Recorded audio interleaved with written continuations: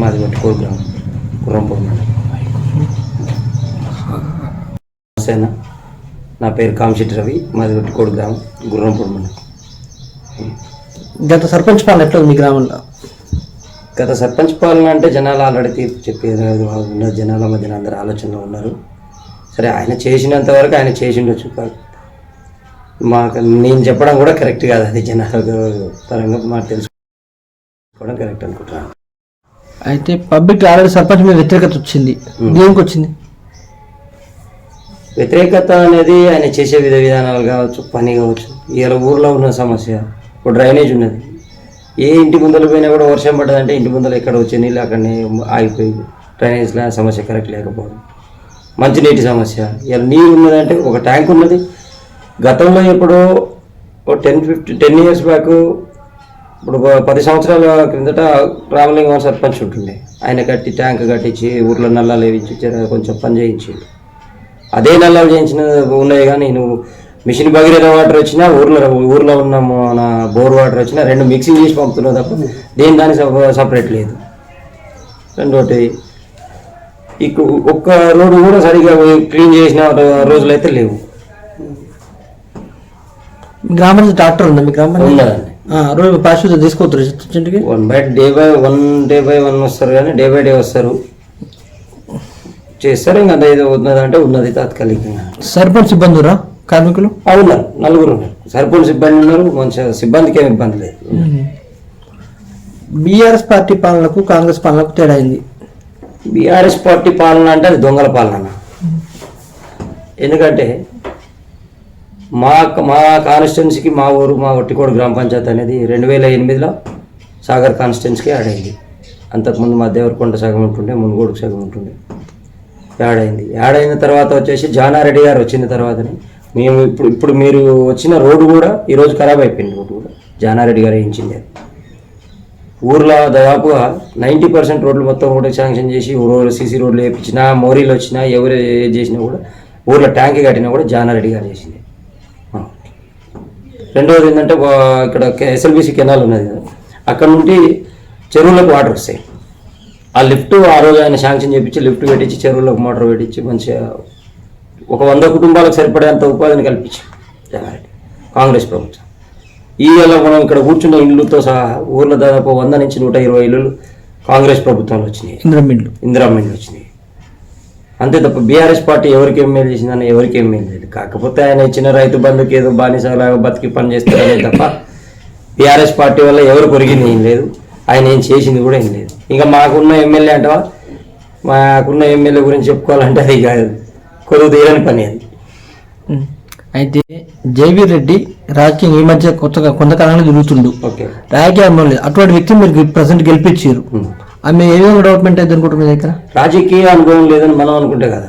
గతంలో 3 సంవత్సరాలు చేసిన ఎమ్మెల్యే కంటే ఈరోజు ప్రజెంట్ ఈ 3 నెలలు చేసిన పాలన 3 సంవత్సరాలకు సరిపోయేదానికంటే బెటర్గానే చేసిన.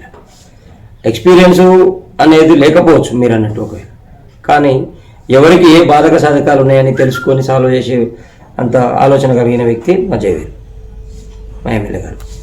జానారెడ్డి గారు కాంగ్రెస్ పార్టీ సీనియర్ నాయకులు, చాలా సార్లు మంత్రిగా చేసిండు, ఇది ఆయన నియోజకవర్గమే. ఆయన ఇంకా మీ గ్రామంలో అభివృద్ధికి పూర్తి కాకపోవడానికి కారణం ఏంటి సార్? అభివృద్ధి అంటే ఆ రోజులో ఉన్న పరిస్థితులలో ఆ రోజుకి తగిన అభివృద్ధి జరిగింది. మేము చిన్నప్పుడు ఇక్కడ నుంచి చండూరు పోవాలన్నా, గుర్రంపూడి పోవాలన్నా కనీసం 1 గంట ప్రయాణం ఉంటుండే మాకు.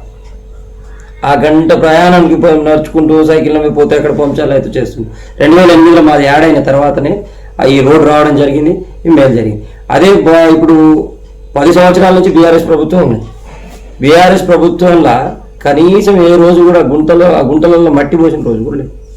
మొన్న ఏదో ఎలక్షన్ జరుగుతున్నదని ఆయన ఏదో మీదంగా 10 లక్షలకు 15 లక్షలకు ఎంతో కాంట్రాక్ట్ బేసిక్ పెట్టుకొని 2-3 లక్షలు ఖర్చు పెట్టుకొని మీదంగా ఒక కప్పు పెట్టి అంత ఎక్కడెక్కడ చేసిండో ఆ ఎమ్మెల్యే గారు.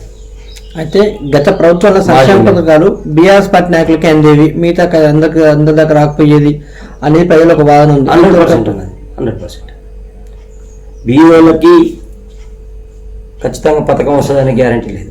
మా బాధతో చెప్పుకున్న రోజులు ఉన్నాయన్న. మా కార్యకర్తలకు వచ్చిన తర్వాతనే ఏదైనా ఆలోచన చేస్తాం అని మాట్లాడుకున్న రోజులు కూడా ఉన్నాయి. ఇప్పుడు కాంగ్రెస్ ప్రభుత్వంలో అదే విధంగా కొనసాగుద్దా? లేదని అట్లా జరగదు. 100% చెప్తున్నాం, ఆర్ట్ఫుల్గా వర్క్ చేస్తాం. పైనుంచి కూడా అదే నిర్ణయం ప్రకారం పైనుంచి మా పెద్దలు ఇచ్చిన ఆదేశాల ప్రకారం ఖచ్చితంగా పనిచేస్తాం. ఖచ్చితంగా బీద వాళ్ళకి న్యాయం జరిగేటట్టు పోరాటం చేస్తాం. అదే విధంగా మేము ముందుకు పోతాం. మన ప్రజాపాలన కార్యక్రమంలో మీ గ్రామంలో ఎక్కువ అప్లికేషన్ దేనికి వచ్చినాయండి? ప్రజాపాలన కారణంగా అప్లికేషన్స్ ఎక్కువ దేనికి పెట్టుకున్నారు? అప్లికేషన్స్ అనేది మామూలుగా గృహజ్యోతి ఉన్నది, గృహజ్యోతి ఒకటి ఉన్నది, మహిళలు 2500 అది ఒకటి, దానికి పెట్టిరు. గ్యాస్ ఒకటి, ఆల్రెడీ గ్యాస్ అయితే వచ్చేసింది, గృహజ్యోతి వచ్చేసింది. ఒక 2500 కూడా, అది కూడా ప్రపోజల్లో పెట్టిరు. రేపు మాపు అది కూడా విజయవంతం కావచ్చు.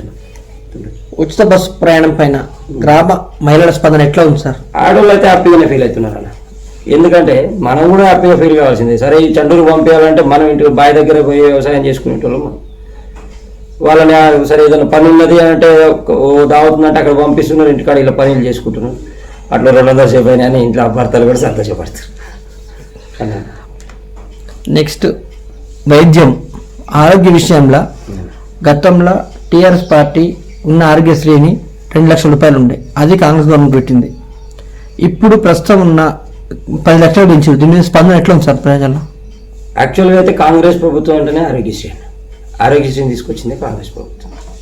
బీఆర్ఎస్ ప్రభుత్వంలో వాళ్ళు తీసేసిండ్రు అనేది అంటే వాళ్ళు ప్రతిదీ కూడా తీసేసుకుంటూనే వచ్చారు. ఎక్కడో ఒక స్కీమ్ పెట్టారు, ఆ స్కీమ్ ఏదో దాన్ని ఎల్లకాలం చెప్పుకుంటూ నేను 2000 రూపాయలు ఇస్తున్నా అన్నాడు, కానీ 2 లక్షల రూపాయలకు దాన్ని కుదించుకొచ్చి ఆరోగ్యశ్రీని అడగకుండా చేసింది. కాబట్టి అందరూ హ్యాపీగా ఫీల్ అవుతారు. అది రెండోది ఏంటంటే కాంగ్రెస్ ప్రభుత్వం వచ్చిందంటే ఆరోగ్యశ్రీ నడుస్తుంది అనే ఒక ధీమాతో కూడా ఉంటారు. రేవంత్ రెడ్డి పాలన ఇందిరమ్మ రాజ్యం సాధ్యమైంది అనుకుంటున్నారా? 100% అవుతుంది. మీ గ్రామంలో డబుల్ బెడ్రూమ్ ఇంకేమైనా అవసరం ఉన్నాయా? డబుల్ బెడ్రూమ్ అంటే అన్న ఇల్లులు కంపల్సరీ అవసరం ఉంది ఇందులో. ఎందుకంటే గత 10 సంవత్సరాల ప్రభుత్వంలో ఏ రోజు ఒక రేషన్ కార్డు వచ్చిందో ఒక ఇల్లు వచ్చింది. కాబట్టి ఒక్కొక్కరు పెళ్ళిళ్ళు చేసుకొని పిల్లలు అయిపోయి సపరేట్ కుటుంబాలు ఏర్పడి ఈరోజు కంపల్సరీ గ్రామం కొంచెం విస్తృతంగా ఒక దాదాపు 40-50 ఇళ్ళు అయినా అవసరపడవచ్చు. మీరు మీ ఎమ్మెల్యే దృష్టికి మీ గ్రామ సంస్థలు తీసుకెళ్ళారు ఇప్పటివరకు? తీసుకెళ్ళి ఆయన గారికి పూర్తి స్థాయిలో మా గ్రామం మీద పట్టుందన్నమాట. మా ఎమ్మెల్యే గారికి పూర్తి స్థాయిలో గ్రామం మీద పట్టుంది. మీ గ్రామాలకు ఎమ్మెల్యే ఎన్నిసార్లు వచ్చింది గెలిచినాక? మా గ్రామానికి వచ్చేసి ఒకటేసారి వచ్చింది. మేము కూడా ఒకటేసారి పిలిచినాం. మేము ఎన్నడూ ఏం పిలుచుకోలేదు. అది ప్రజాపాలన రోజు వచ్చిండు అంతే. ఇప్పుడు ఈ రఘువీర్ రెడ్డి రేపు పార్లమెంట్ ఎన్నికల్లో పోటీ చేస్తుంది. ఎంత బడ్జెట్ వచ్చే అవకాశం ఉంది? దాదాపు 1 లక్ష నుంచి 2 లక్షల ఓట్ల మెజార్టీ పైన వస్తుందన్న. రఘువీర్ రెడ్డి ప్రజలు తిరిగే వ్యక్తి? తిరుగుతాడన్న. జానారెడ్డి గారు ప్రస్తుతం మీ కాంగ్రెస్ పార్టీ కార్యకర్తలకు నియోజక ప్రజలకు అందుబాటులో ఉంటుందా? జానారెడ్డి గారా? జానారెడ్డి గారి కొడుకు జానారెడ్డి గారు కాంగ్రెస్ పార్టీ కార్యకర్తలకు అందుబాటులో ఉంటుంది. కాంగ్రెస్ పార్టీ కార్యకర్తకి ఎల్లవేళ అందుబాటులోనే ఉంటాడు. ఆయన గెలిచినా, ఓటమి జరిగినా, పోయినసారి నోముల నరసయ్య గారు గెలిచినా కూడా ఆయన ఎప్పుడు కూడా అందరు జనాల మధ్యనే ఉన్నాడు. నా పేరు రావుల వెంకటేష్ గౌడ్.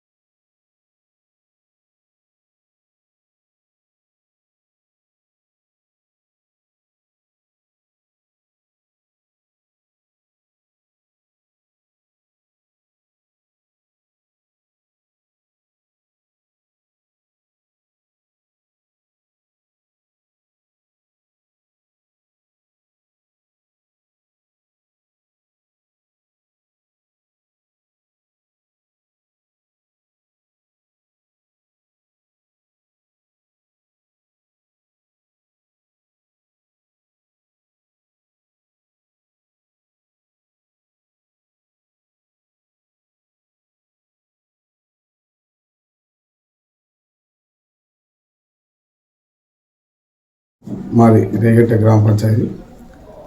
రేగట్ట గ్రామంలో నేను కాంగ్రెస్ పార్టీలో నికాసైన కార్యకర్తగా కుటుంబ